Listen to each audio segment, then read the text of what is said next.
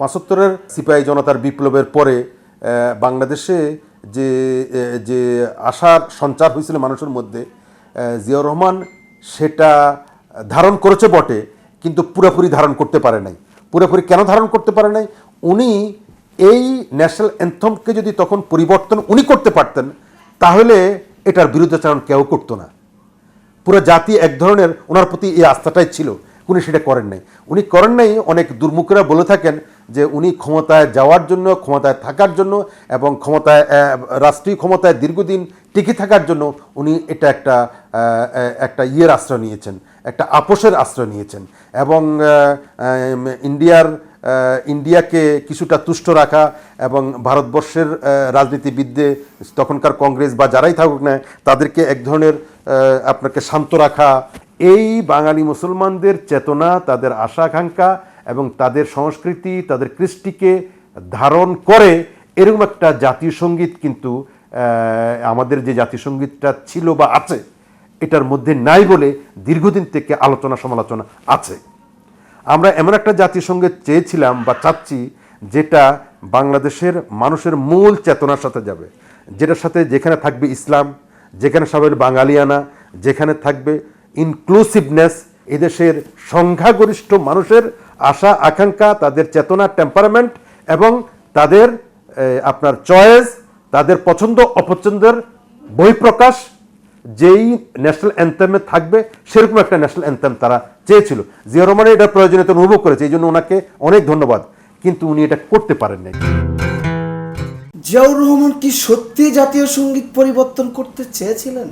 না, আমরা তখন তো দেখেছি, শুনেছি, পড়েছি, ইতিহাসের বইতে আছে, তখনকার পত্রপত্রিকায় ঘাটলে দেখেন উনি এক সিপাহী জনতার বিপ্লবের মধ্যে দিয়ে ক্ষমতা এসছেন। এসে মানে জিয়াউর রহমানের প্রতি মানুষের এখন যেরকম একটা মানে 5ই আগস্টের বিপ্লবের পরে মানুষের মধ্যে যে আশা আকাঙ্ক্ষা সৃষ্টি হয়েছিল, এরকম তো জিয়াউর রহমানের প্রতি মানুষ আস্থা রেখেছে।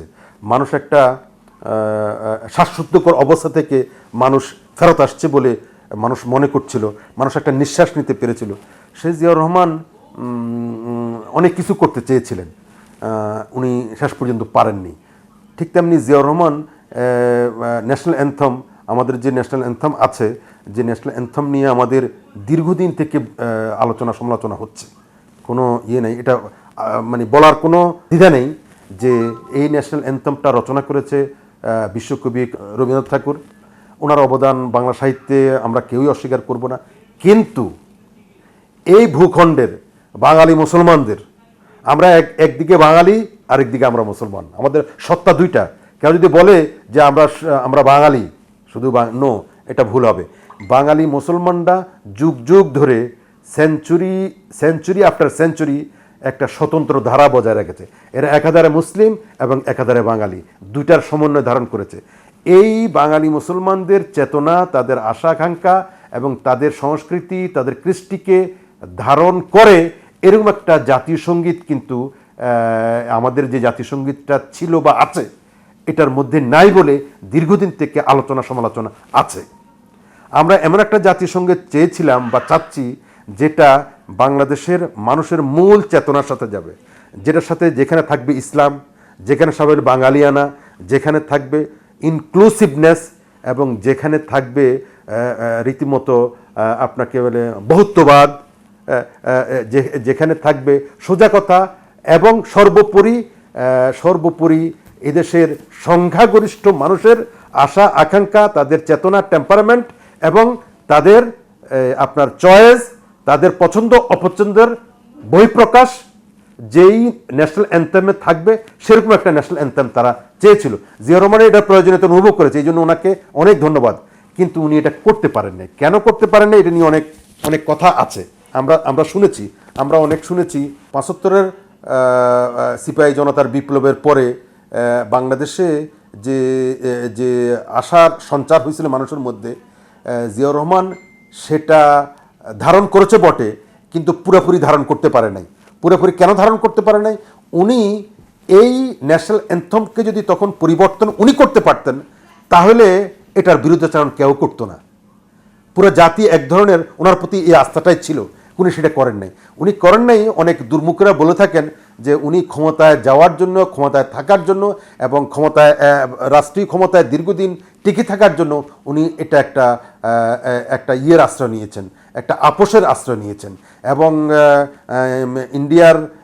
ইন্ডিয়াকে কিছুটা তুষ্ট রাখা এবং ভারতবর্ষের রাজনীতিবিদদের, তখনকার কংগ্রেস বা যারাই থাকুক না, তাদেরকে এক ধরনের আপনাকে শান্ত রাখা বা যারা মানে সংখ্যালঘিষ্ঠ জনগোষ্ঠী মানে এদেরকে সন্তুষ্ট রাখা, মোট কথা এক ধরনের সন্তুষ্টের রাজনীতিতে বা নিজের ক্ষমতাকে যাতে করে ওনার ক্ষমতা কণ্ঠকাঠিন্য না থাকে, স্মুথ থাকে, কোনো ধরনের সমালোচনা না হয়, এরকম করার জন্য অনেকেই বলে উনি এটার সাথে আপোষ করে তখন এই ন্যাশনাল অ্যান্থমকে উনি চেঞ্জ করেন। নাহলে উনি যদি যখন চেঞ্জ করতেন, চেঞ্জ করার অবস্থায় উনি ছিলেন, সেই ম্যান্ডেট, সেই আস্থা জাতির ওনার প্রতি তখন দিয়েছিল, কিন্তু উনি করেন নাই। ঠিক একই অবস্থায় আমি মনে করি জিয়াউর রহমান বাংলাদেশের রাজনীতিতে ওনার কাছ থেকে মানুষ যা চাইছে, মনে করেন বাংলাদেশের মানুষ 5টা জিনিস ওনার কাছে চাইছে, উনি 5টা জিনিস, উনি 3টা জিনিস উনি জাতিকে দিতে পারছেন, আর 2টা জিনিস দিতে পারেন না। আমি একটা উদাহরণ দিচ্ছি শুধুমাত্র, এটা একটা উদাহরণের জন্য বলছি, অন্য কোনো কারণে। আচ্ছা, ঠিক পাশাপাশি যদি আমি হোসেন মোহাম্মদ এরশাদকে আনি, যে ওনার কাছে কি জাতিছে, ওনার কাছে জাতি কিছু চায় নাই, কিন্তু উনি জাতিকে অনেক কিছু দিয়ে ফেলাইছে। আপনাকে পার্থক্যটা বুঝতেন? মানে জিয়াউর রহমানের কাছে জাতি অনেক কিছু চাইছে, উনি অনেক কিছু দিতে পারেন নাই, যে কারণেও পারেন নাই। কিন্তু এরশাদ সাহেবের কাছে জাতি কিছুই চায় নাই, উনি বলে না অনেক কিছু। ওনার আগমন আর জিয়াউর রহমানের আগমন তো একরকম নয়, অনেক সমালোচনা তো করে, অনেকেই করে, যদিও আমরা বলি যে সেই সময় এটা অনিবার্য ছিল ওনার আগমনটা, দেশ দুর্নীতি ছেয়ে গেছিল। আমরা যারা জাতীয় পার্টি করি বা দেশের সাধারণ মানুষও বলে দেশ দুর্নীতি ছেয়ে গেছিল, এরকম একটা পরিবর্তনও দরকার ছিল, এই জন্য উনি ক্ষমতা গ্রহণ করেছেন এবং ওনার কাছে ক্ষমতা দিয়েছে বিএনপির সাত্তার, এক ধরনের ওনাকে ডেকে নিয়ে ক্ষমতা দিয়ে দিয়েছে যে তুমি চালাও, আমি আর পারছি না। বিএনপি অক্ষম, বিএনপি ক্ষমতা চালাইতে অক্ষম, মানে তারা পারছিল না বলে এরশাদকে দিয়ে দিয়েছে। সেই এরশাদের কাছে, সেই পল্লীবন্ধুর কাছে তো এই দেশের মানুষ জিয়াউর রহমানের মতো এত চাহিদা ছিল না, এত দাবি ছিল না যে উনি সংস্কার করবেন, উনি দেশ ভালো চালাবেন। উনি তো একজন অখ্যাত লোক, উনি একজন সেনা প্রধান মাত্র। জিয়াউর রহমান তো ওনার তুলনায় অনেক বিখ্যাত লোক, উনি জেট ফোর্সের মালিক, উনি যুদ্ধ করেছেন। আর এরশাদ তো রিপ্যাট্রিয়েট সেনাপ্রধান, উনি তো পাকিস্তানে ছিলেন, ওনাকে তো বলা হয়তো উনি রিপ্যাট্রিয়েট সোলজার, সেনা অফিসার। তারপরে নানা ওনার দুষ্টুটি ছিল, তো ওনার কাছে তেমন কিছু চাওয়ার ছিল না। সেই ওনার কাছে না চাইতেই উনি জাতিকে অনেক কিছু দিয়ে ফেলছেন। উনি কি দিয়েছেন? উনি যে কাজগুলো করেছেন বাংলাদেশের ইতিহাসে, যেটা বিএনপিও করতে পারেনি, আওয়ামী লীগ করতে পারেনি, ঐতিহাসিক মানে ইপক মেকিং যেটাকে বলে, যুগান্তকারী এবং ঐতিহাসিক এবং যুগান্তকারী এমন কতগুলো কাজ করেছেন যেগুলোর মানুষ শুধু স্বপ্নে চিন্তা করত, সেগুলো উনি করতে পেরেছেন। যেমন নাকি উপজেলা বলেন, ড্রাগ পলিসি বলেন, আপনার মানে প্রশাসনকে বিকেন্দ্রীকরণ বলেন, এবং এই যে রাষ্ট্রধর্ম করা, এই যে মৌলিক বাংলাদেশের রাজনীতি একটা ইউনিকনেস তৈরি করছেন, বাংলাদেশের রাজনীতির একটা পাটাতন তৈরি করে ফেলছিলেন উনি। এগুলো তো ওনার কাছে আশা করে নাই মানুষ, ওনার কাছে দাবি করেন, কারণ উনি তো অখ্যাত একজন লোক, তিনি এত কিছু করে ফেলছেন। আর জিয়াউর রহমানের কাছে মানুষ অনেক বেশি আশা করে, পাইছেন কম। আর এরশাদের কাছে কোনো আশা না করে অনেক কিছু পাইছেন। এই দুজনের মধ্যে পার্থক্য এটাই, আমি তো আর কোনো পার্থক্য দেখি না। এখন অন্য অনেকে অনেক কথা বলতে পারবেন, তো যে কথাটা শেষ করে বলছি, যে মানে উনি যেটা বলছিলেন যে উনি ন্যাশনাল অ্যান্থমটা উনি চেঞ্জ করতে পারতেন, উনি চেঞ্জ করেন নাই। কেন করেন নাই, এটা আজকে একটা বিরাট প্রশ্ন হয়ে দিলেও দিতে পারে। উনি তখন কি আপোষ করেছেন? তখন কি পার্শ্ববর্তী কোনো দেশের সাথে এক ধরনের বিরাগ ভাজন হবেন এই ভয় ওনার ছিল? কি কারণে করেছেন এটা? তবে একটা উদ্যোগ উনি নিয়েছিলেন।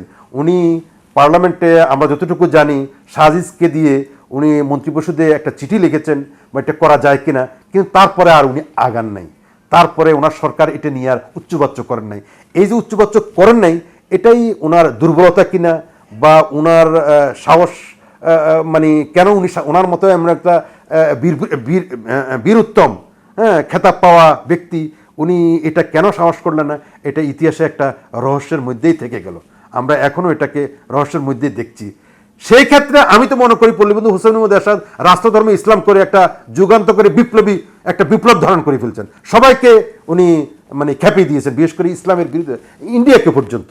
আজকে ওনাকে ইন্ডিয়ার সপক্ষে শক্তি বলে, উনি তো ইন্ডিয়াকে সবার আগে খেপা দিয়েছেন এই রাষ্ট্রধর্মে ইসলাম করে দিয়ে। তো আমি তো মনে করি বাংলাদেশের আর কোনো নেতা কোনো মানে কর্মসূচি দিয়ে এরকম ইন্ডিয়াকে খেপায় নাই যেরকম এরশাদ খেপাইছে।